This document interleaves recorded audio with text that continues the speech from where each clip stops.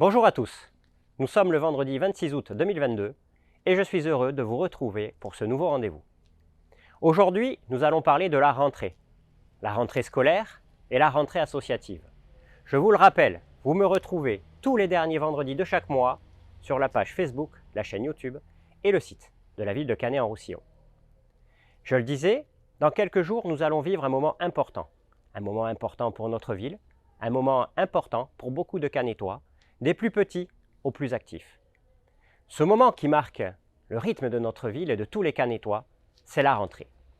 Je vais d'abord vous parler de la rentrée scolaire, mais je n'oublie pas les plus petits, qui vont connaître leur première rencontre, leurs premiers liens sociaux à la crèche, les petits baleineaux, ou lors de la préparation à leur future rentrée des classes en maternelle, au jardin d'éveil. Vous devez le savoir, Canet-en-Roussillon est une rare commune à avoir tenté et surtout réussi à maintenir un jardin d'éveil. Pour définir cette structure, je dirais que c'est une passerelle entre la crèche et l'école maternelle. Que vous le sachiez également, Canet-en-Roussillon, c'est 4 groupes scolaires primaires. Je ne parle pas du secondaire, c'est-à-dire le collège et le lycée, qui ne sont pas du ressort de la ville. La ville gère donc 2 écoles maternelles et 2 écoles élémentaires. 4 groupes scolaires qui accueillent 700 élèves environ, durant le temps scolaire bien sûr, mais aussi durant les temps périscolaires. Le matin avant l'école à partir de 7h30, pendant la cantine où 80% des enfants que nous accueillons mangent à la cantine, et le soir jusqu'à 18h30. Nous accueillons aussi les enfants durant les vacances, dans les accueils de loisirs et durant toute l'année à la maison des jeunes. D'ailleurs, je rappelle que Canet-en-Roussillon a été reconnue ville amie des enfants par l'UNICEF, vu la qualité de la politique jeunesse mise en œuvre par la ville. Ne croyez pas que durant l'été, les écoles sont vides. Nos services techniques profitent des mois de juillet et août pour procéder à des travaux d'entretien, à de grosses réparations et des travaux d'amélioration. Nous avons d'ailleurs décidé de lancer un programme de rénovation des écoles. Nous réhabiliterons 2 groupes scolaires au cours de ce mandat, en commençant par les plus anciens, Pierre et Marie Curie, ici, au village, et les Myosotis, l'école maternelle de la plage. Je profite de cette vidéo pour remercier toute la communauté éducative, les enseignants, les ASEM, les personnels des services périscolaires et extrascolaires, y compris les associations qui interviennent de manière bénévole dans les écoles. Je les remercie tous pour le soin apporté aux enfants de Canet.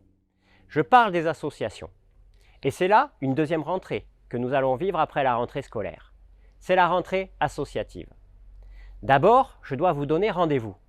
Je vous donne rendez-vous le samedi 3 septembre à partir de 10h et jusqu'à 17h pour revenir à la rencontre des 90 associations qui proposent leurs activités dans notre ville.